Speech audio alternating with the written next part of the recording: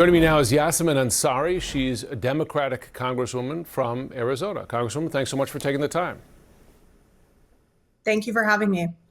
You've met personally with Epstein survivors, emphasized the importance of hearing their voices. I wonder, as you see the estate documents, some of them coming out, even this birthday book now in hand, do you believe that their voices will be ultimately heard?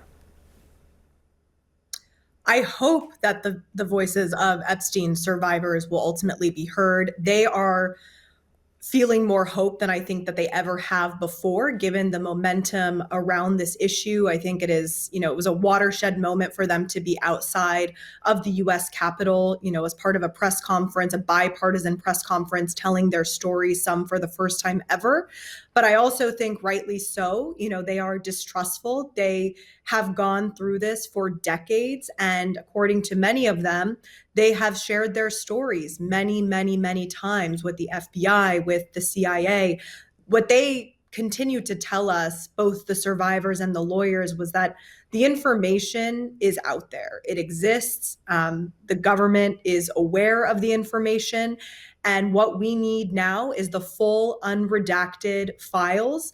That is exactly what the subpoena from the Oversight Committee that oversight Democrats are the ones who forced and ultimately got bipartisan support for. That is what we now need. And I think today's reveal and today's disclosure in terms of the note that the White House and Donald Trump personally repeatedly lied about over and over and over again with a variety of lies, as is the norm for this president, we now know that that did exist. And that letter, that egregious, salacious letter from Donald Trump to Jeffrey Epstein did exist. So my question now is, what else is Donald Trump lying about? This is a rare case where Donald Trump appears to be out of step with his base, right? Because many in his base have been pushing for transparency here, release of more information, including to this day, and folks outside of government as well. Joe Rogan's been covering this very, very aggressively. Why is Trump pushing back, in your view, against his own base? Because he's covering something up. I believe strongly that whether it's himself personally being implicated in some way, shape, or form in the files, it is his friends, it is his supporters, it is powerful, powerful individuals who have helped him get to this point now, who he is trying to protect, and he's doing everything that he can and using the full power of the White House to cover it up. I think one of the most telling signs is that the White House has referred to any Republican member of Congress signing the discharge petition that's on the House floor right now on this issue. They have told them that if you sign this petition, we will consider this a, quote, hostile act towards the White House. That is a massive tell in and of itself. So I think that Donald Trump has a lot to hide, and I am glad to see that his base and people he has been promising for years are standing up and saying, we want to know the truth. And as Democrats, quite frankly, we are saying we don't care who's implicated in the files, whether they are a Democrat or a Republican. If you were involved in enabling or perpetrating crimes against girls, children, over the course of decades, then it is far past time for you to be held accountable and to pay the price and the consequences of your crimes. Yeah, you'd think that would be a bipartisan issue. I want to ask you about two more topics, if I can, before we go. The first is the Supreme Court has now just granted the Trump administration, ICE specifically, the ability to continue what some have called roving patrols in California.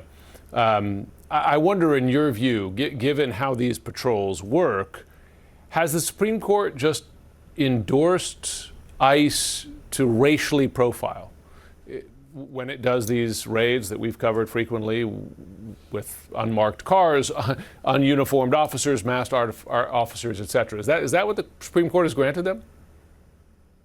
The Trump-appointed Supreme Court, unsurprisingly, has now made it so that we have second-class citizens in this country. ICE now has the power to go after millions of Americans simply based on the language that they speak, the color of their skin. And it is not hyperbole to say that even if you are an American citizen, you will now have to have your papers on you, have your passport on you to prove that you are an American citizen if you happen to be speaking Spanish with your family member, or if you look like I do, just, daughter of immigrants, no, not blonde hair, blue eyed. So, yes, absolutely. And ICE is a rogue agency with now so many agents and officers who feel extremely emboldened, are completely in lockstep with Donald Trump and Stephen Miller's extremely racist mass deportation policy. And I was gutted by this news today. This is now another step in complete approval and legalizing Donald Trump and Stephen Miller's racist agenda. And it starts in Los Angeles, and they're going to feel emboldened to do this in many other places. And I'm concerned about a district like mine in Phoenix, Arizona, where we are, a district where more than 64 languages are spoken, a diverse community. Looking ahead, you have another government shutdown looming. As you know, Democrats went along with Republicans to fund the government in the spring. Should they do so again now, or should they refuse and, in effect, shut the government down to block policies, well, like ICE that you're talking about here?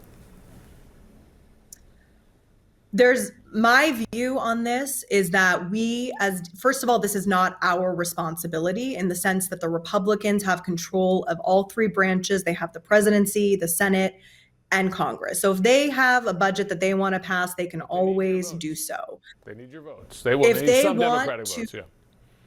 Correct. And again, my view is, unless they are going to roll back some of the egregious policies that they passed couple of weeks ago, unless they're going to make sure that Medicaid isn't cut, unless they're going to take away funding from ICE, which they quadrupled in the last budget, then I do not intend to vote for this budget. Yasemin Ansari, thanks so much for joining. Thank you for having me.